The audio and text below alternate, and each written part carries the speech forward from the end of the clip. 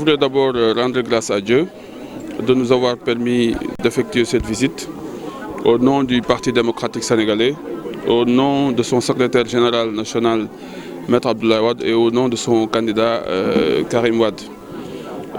Cette visite, je pense, rentre dans le cadre de la responsabilité sociale et politique du PDS.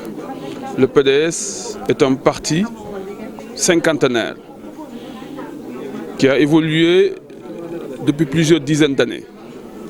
Mais durant toute son histoire, c'est un parti qui a été toujours proche de des populations sénégalaises, proche de ses responsables, proche de ses militants et soucieux du bien-être des Sénégalais. Cela fait que lorsque le problème a eu lieu ici à Mbour, les événements qui ont eu lieu entre les pêcheurs et les mareyeurs et qui ont donné lieu à des échauffourées et qui ont occasionné des blessés, nous avions décidé de venir ici. Mais le moment n'était pas propice pour faire ces visites. C'est aujourd'hui que tout a été fait, tout est rentré dans l'ordre, que nous sommes venus nous enquérir de la situation et apporter notre soutien à la population bourgeoise et principalement à la population de Tefes. Et cela est de notre responsabilité parce que, comme je l'ai dit tout à l'heure, le PDS est un parti de solutions.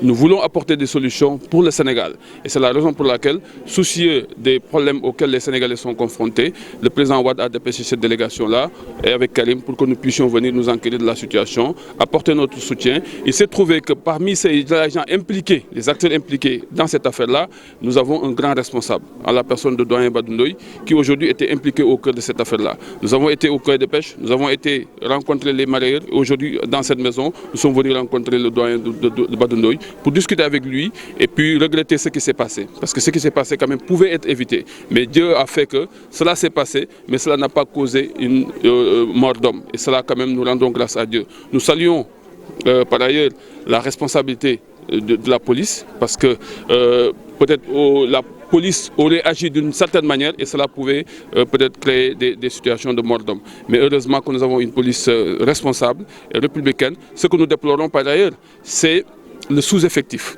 de la police, surtout à l'intérieur du pays. Ce que nous déplorons, c'est le sous-équipement de la police à l'intérieur du pays. Et cela, je pense qu'il va falloir que nous puissions y remédier. Et nous exhortons le gouvernement à avoir une démarche de concertation dans les différents projets. Parce que le problème des quais de pêche, c'est nous qui avions initié les projets des quais de pêche. Nous en avions tellement construit. Ici, le premier quai de pêche, c'est nous qui l'avons construit lorsque nous étions au pouvoir. Donc, cela, nous l'avons fait sans problème. Et pourquoi aujourd'hui vouloir faire un deuxième quai de pêche et cela puisse causer des problèmes? C'est parce qu'il n'y a pas de concertation. Et je pense que nous exhortons le gouvernement à davantage se concerter avec la population. Parce que c'est un problème qu'ils ont, parce qu'ils n'ont pas de vision. Ils ne comprennent pas ce qu'ils doivent faire. Ils agissent parce qu'ils pensent qu'ils doivent agir. Et je pense que cela n'est pas quand même une façon de gérer un pays, surtout un pays comme le Sénégal. Donc nous étions venus pour apporter notre soutien à la population bourgeoise et principalement à la population de Tefes pour leur dire que nous sommes à vos côtés et nous sommes conscients de ce qui leur arrive et nous souhaitons que cela ne se reproduise pas dans l'avenir. De toutes les façons, nous, ce que nous considérons et ce que nous constatons, c'est qu'aujourd'hui, le gouvernement a entrepris une façon de faire qui n'est pas ce que nous attendions de lui. Parce que vouloir utiliser la baïonnette pour empêcher les Sénégalais de s'exprimer librement, je pense que ce n'est pas une bonne affaire. Ce n'est pas ce qui doit se passer. Nous demandons au gouvernement de procéder à la libération de tous ceux qui ont été détenus. Parce que depuis 2012, combien de personnes ont été détenues ici? Combien de personnes ont été emprisonnées? Nous avions fait déjà, nous avons eu plus de 50 personnes qui ont eu à faire de la prison. Plus de 50 de nos responsables. Aujourd'hui, c'est la société civile qui est en train d'être emprisonnée. Et je pense que cela n'est pas une bonne affaire. Ce n'est pas le Sénégal. Le Sénégal est un pays de liberté. Le combat que nous avons mené pendant 26 ans pour que le Sénégal puisse avoir sa démocratie, pour que la liberté puisse être une réalité au Sénégal, je pense que ce n'est pas aujourd'hui que nous allons renoncer à ce combat-là. Pendant 12 ans, nous avons été au pouvoir, mais vous n'avez jamais vu de prisonniers politiques. C'est aujourd'hui que nous comptons les prisonniers politiques par dizaines. Et cela, pour moi, c'est l'expression d'une dictature qui est en train de monter et nous le regrettons. C'est parce qu'ils ne comprennent rien. Le front de résistance nationale, c'est nous qui l'avons mis sur les fonds baptismaux. C'est nous qui avons été à l'origine de ce front de résistance nationale.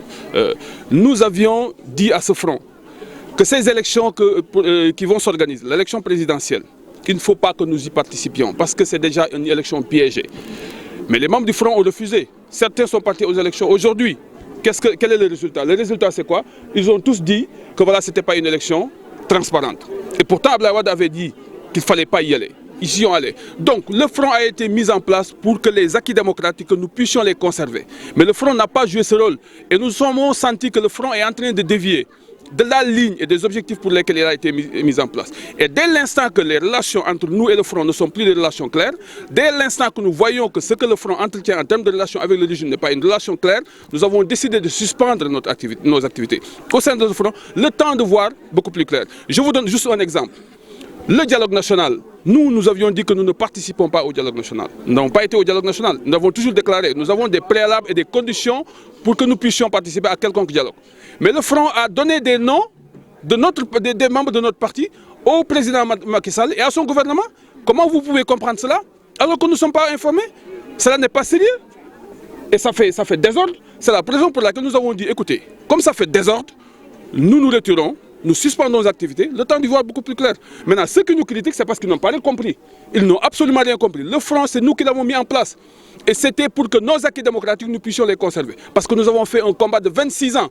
Et nous avons dirigé le pays pendant 12 ans. Ce n'est pas aujourd'hui que nous allons regarder que ce pays-là, les gens puissent remettre en cause nos acquis démocratiques. C'est la raison pour laquelle nous avons dit nous suspendons nos activités. Il n'y a que ça.